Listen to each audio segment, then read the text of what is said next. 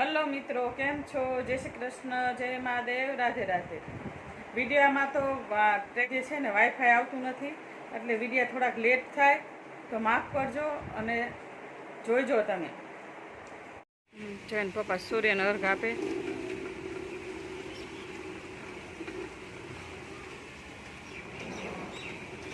કેમ કે સૂર્યને અર્ઘ આપેલું જળ નીચે ન નખાય, પગ નીચે કચરાય તો આપણને પાપ થાય.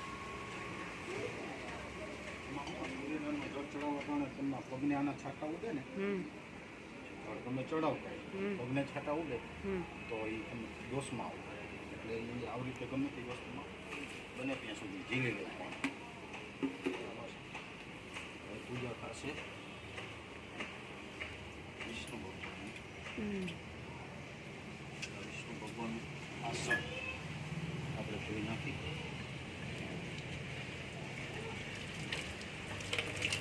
આસન છે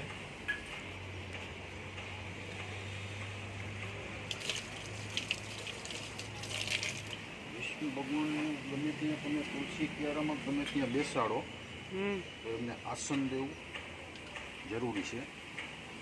સાથે સાથે શંખ રાખવું પણ જરૂરી. શંખ, શાલિગ્રામ અને તુલસી એ આપણા સનાતન ઘરે હોવું જ જોઈએ. વિષ્ણુ ભગવાનને સ્નાન તમે કરાવો તો ગમે તે વૃક્ષમાં કરાવો, જેથી કરી એમનું પાણી બહારનું જાય તમારા પગ નીચે. ભગવાનનું સ્નાન થઈ ગયું.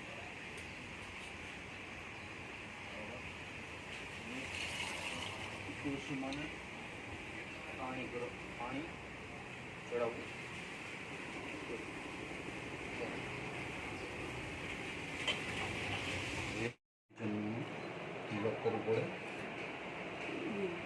વિષ્ણુ ભગવાનનો શ્લોક આવડે તો બોલાય.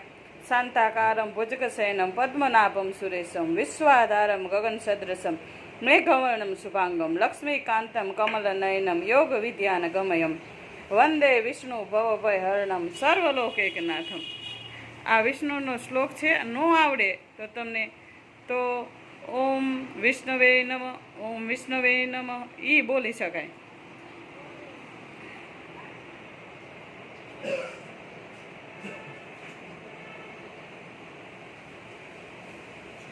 વિષ્ણુ ભગવાનને તુલસી પત્ર ફરજિયાત ચડાવવું પડે, પુષ્પ ચડાવવું પડે.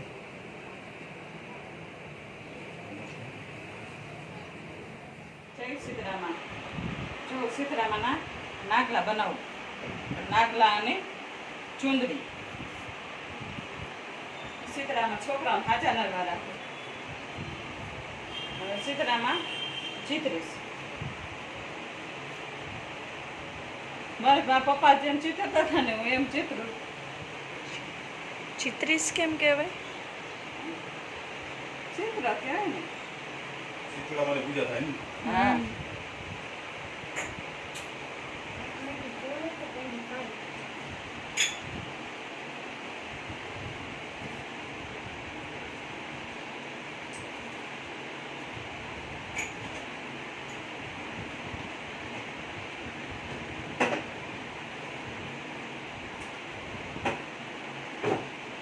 કેમ કે મારા પપ્પા કર્મકાંડ કરતા હતા એટલે એમને બધું આવડે અને એમનામાંથી જોઈને હું શીખી.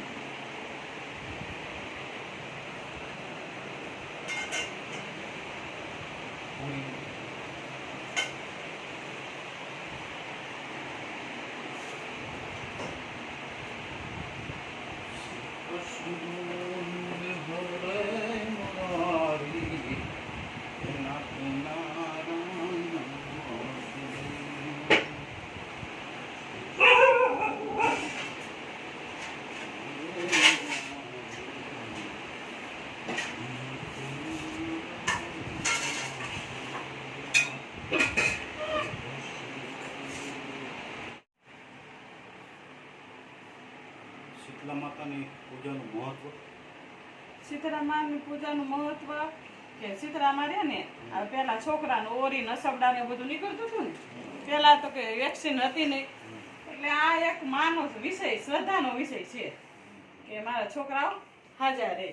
નરવા રે એટલે પેલા શું આ ગઈઢા આપણા કરતા બધું એટલે હવે પાછળ પાછળ અમે બધાય કરી છીએ. આ એ શ્રદ્ધાનો વિષય છે એક. બરાબર. અને આ કુલેર શીતલામાને પ્રસાદ ગ્રહણ કરે. આ મારા સાસુ આમ કરે કુલેર હું કરું. હા એ તો બરોબર જ છે ને, ગઈઢા ભાઈથી જ શીખવાનું. હા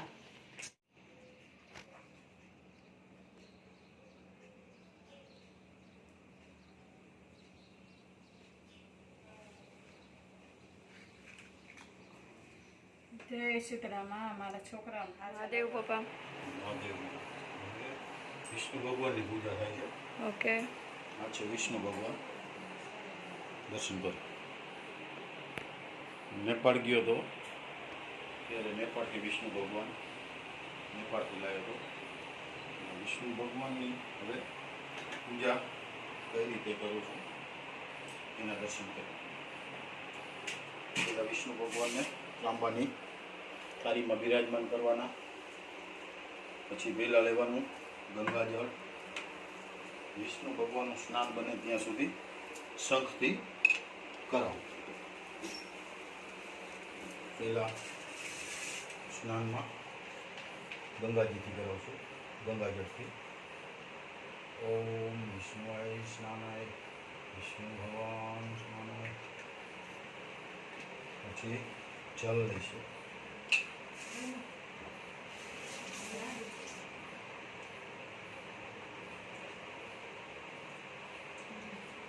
શ્લોક હોય વિષ્ણુ ભગવાનને સ્નાન કરાવવાનું, પણ મને આવડતો નથી. વિષ્ણુ વિષ્ણુ વિષ્ણુ વિષ્ણુ વિષ્ણુ વિષ્ણુ મનમાં કરું છું.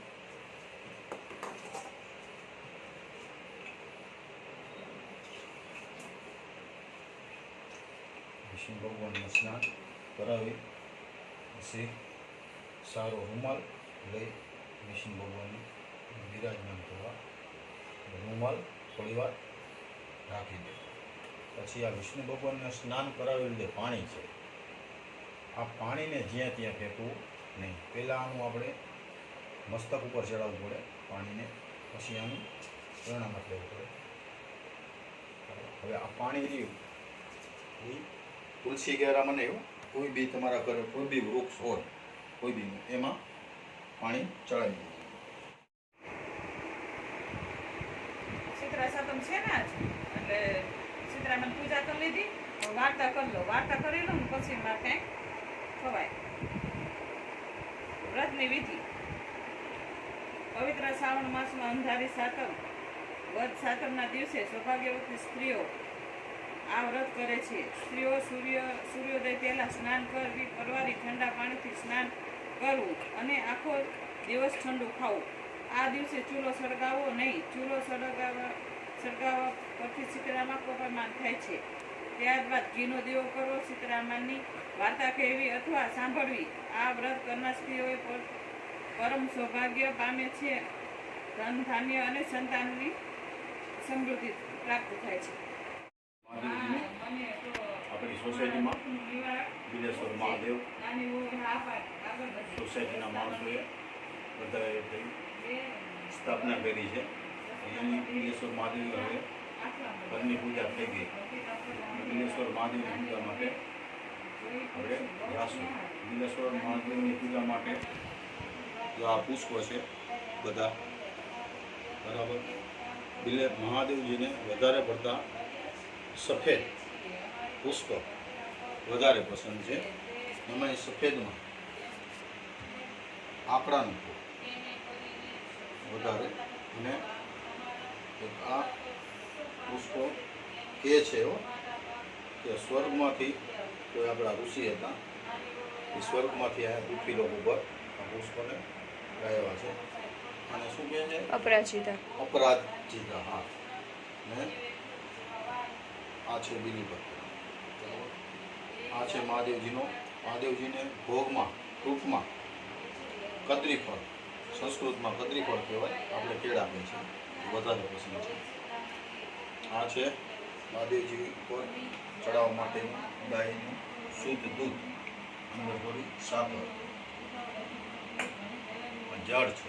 જળમાં થોડું ગંગાજળ ઉમેરવું એટલે ગંગાજી બની જાય. અને આ પૂજાની બધી વસ્તુ છે. અને હા, કોઈ બી જગ્યાએ પૂજા કરો, તમારું આસન ગમે તેના આસન ઉપર બેસાય નહીં, તમારું આસન હોવું જોઈએ. એમાંય આસનમાં બને ત્યાં સુધી જો આ દર્ભનું હોય તો વધારે પવિત્ર કહેવાય. પછી ગમે તે હાલે, પણ દર્ભનું આસન પૂજા માટે પવિત્ર ગણાય છે. હર હર વિઘ્નેશ્વર મહાદેવાય. હવે આપણે મહાદેવજીની પૂજા અને શણગાર કરશું. મહાદેવજી વિઘ્નેશ્વર મહાદેવ આપણે મહાદેવજીની ફરી પૂજા ચાલુ.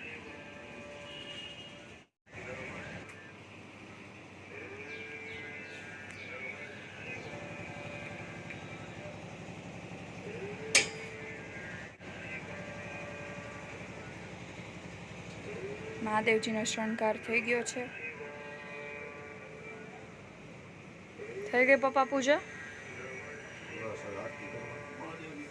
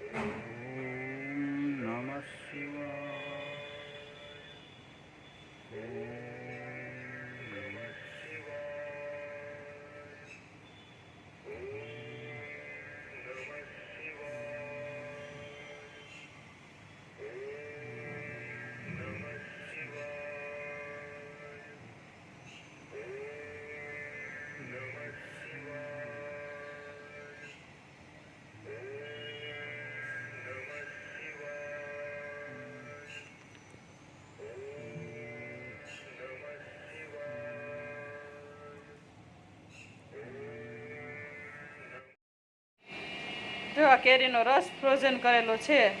આ સાતમ છે ને એટલે હું ખાઈશ રસ ને પૂરી. આજે કાઢી શીતળા સાતમ છે એટલે મમ્મીએ કાલ આ બે ચૂલા ઠારી નાખ્યા હતા, એની પૂજા કરી નાખી હતી. વચરાવની નહોતી કરી કેમ કે પપ્પા કાઢું ખાતા નથી એટલે એમના માટે જમવાનું બનાવવું પડે ગરમ. એમની માટે અત્યારે હું બટેકાનું શાક બનાવું છું અને મમ્મી રોટલી કરે છે. અમે લોકો ટાઢું ખાશું, પપ્પાએ ગરમ ખાશે, એમના માટે બનાવું છું. ઓકે.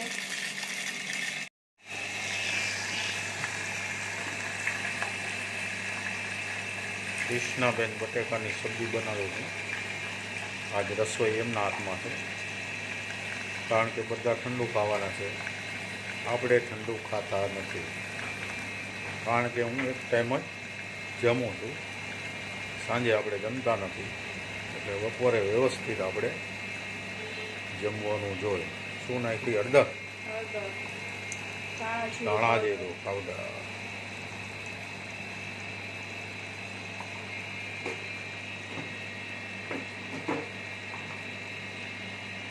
નમક, મીઠું, સિંધા નમક. અમે ઓલું મીઠું ખાતા નથી, સિંધાલું અમે વાપરીએ છીએ. ઓલા નમક કરતાં સિંધાલું વાપરો તો સારું. હવે આપણે વહેલા ફરિયામાં આવી ગયા છીએ. જો આજ સાતમ, મોરબી સિટી ખાલી, દેખો રોડ સુમસાન. આડોશી પાડોશી બધા કોઈ ગામડે, કોઈ ફરવા, કોઈ મમ્મીની આ, કોઈ ફરવા ગયા છે. બધા બહેનો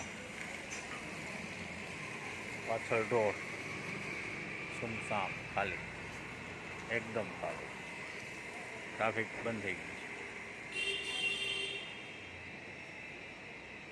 હર મહાદેવ. શીતળા સાતમની થાળી રસ, રોટલી, પૂરી, બટેકાનું શાક અને રાયતા મરચાં. શાક રોટલી ગરમ અને પપ્પા માટે રસ ને પૂરી ખાઈશ અને મરચાં રાયતા. આ રસ હાલો જમવા. ભગવાને ખાડ કરાવે જાઉં. વંશભાઈ જો કસરત કરે.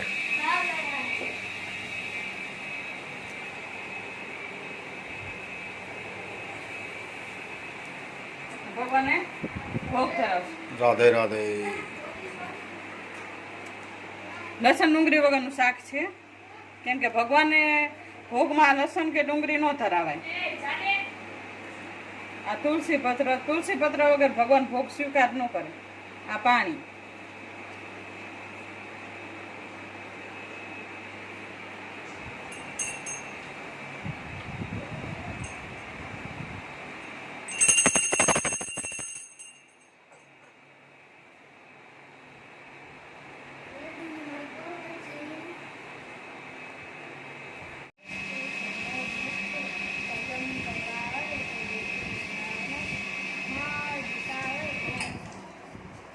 हरियर जो परवाई रोटली है, बटेकाનું શાક है, रायता मरचा है, रस है.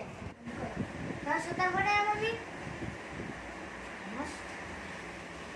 આપણે ફ્રોઝન કરી રાખ્યો હતો ને हाँ ઉનાળામાં, એ રસ. मस्त. શાક કેવું બન્યું? શાક તો ટકાટક. દીદીએ બનાવ્યો. હારું હે. જમી લ્યો ભાઈ.